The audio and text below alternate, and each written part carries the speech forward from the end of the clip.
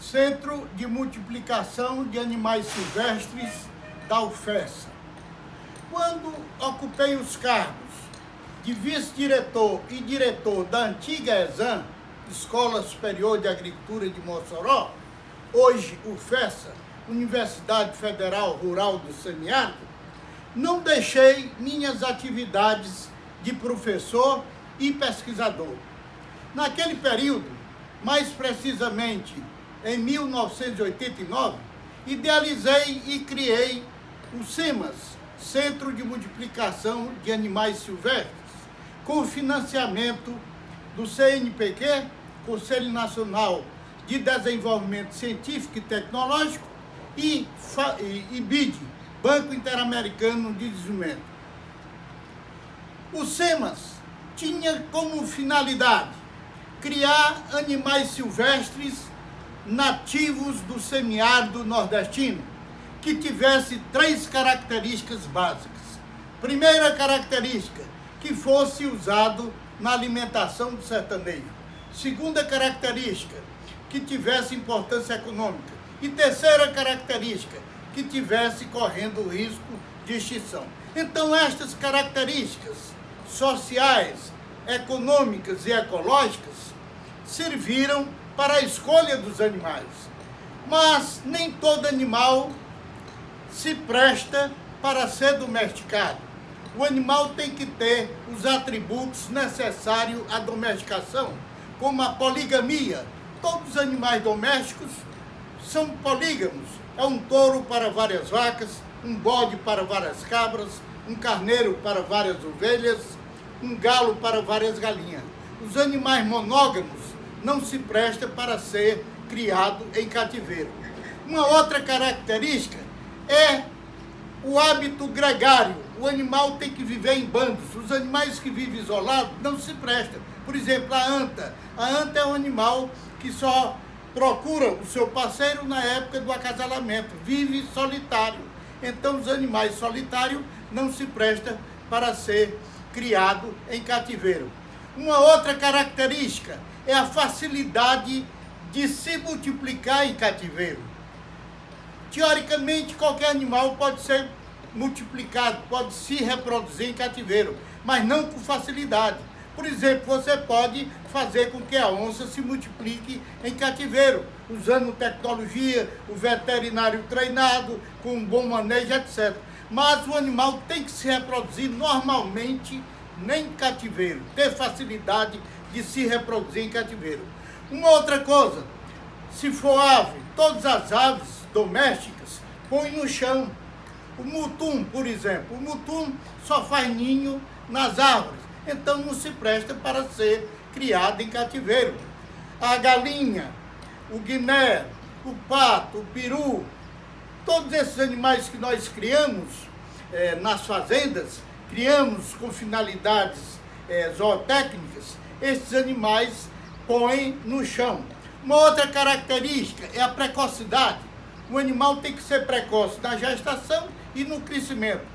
Um exemplo da anta. A anta passa de 13 a 14 meses para o período de gestação e passa 12 meses amamentando. Então não tem precocidade. A gestação é muito lenta e também o crescimento do filhote. Uma outra característica é a prolificidade e uma outra também é a docilidade. Embora que quanto à docilidade depende muito do manejo. Nós temos aqui no Brasil um exemplo de um animal que era doméstico e se transformou selvagem. São os cavalos selvagens de Roraima. Esses cavalos foram introduzidos em Roraima há mais de 200 anos e perderam o contato com o homem. Hoje eles são selvagens. Então qualquer animal doméstico pode voltar à vida selvagem se não tiver um manejo adequado.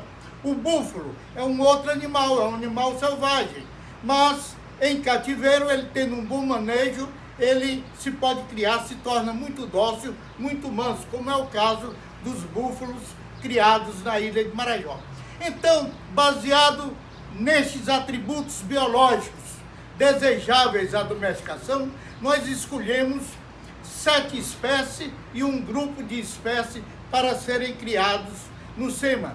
4 roedores, o preá, Gallia spix, o mocó, Querodon rupestris, a cutia, Dasyprocta primnolofa e a capivara Hydroquerus hydroqueris.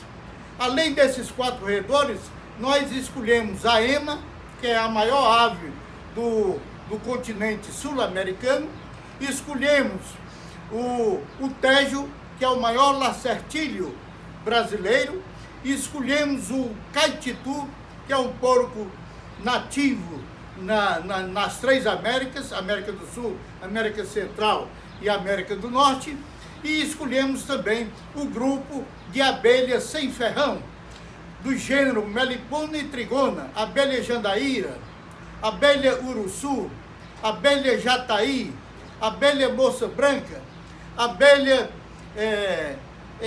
limão e outras espécies de abelhas sem ferrão que são criadas no Nordeste. Os objetivos dos SEMAS eram, primeiro, fornecer animais silvestres para repovoar as estações ecológicas, os parques nacionais, as reservas biológicas e outras unidades de preservação existentes no semiárido. Você chega em qualquer uma destas unidades de preservação situadas no semiárido brasileiro e não encontra ema, por exemplo, não encontra capivara, por exemplo. Então, um dos objetivos era fornecer animais para o IBAMA repovoar as suas unidades de preservação. Um outro objetivo era fornecer ao pequeno produtor animais e tecnologia para ele criar esses animais em cativeiro, tentando transformar o caçador em criador. Uma outra finalidade, um outro objetivo do SEMAS era fornecer animais silvestres às universidades e a outras instituições de pesquisa que tivessem interesse em pesquisar estes animais.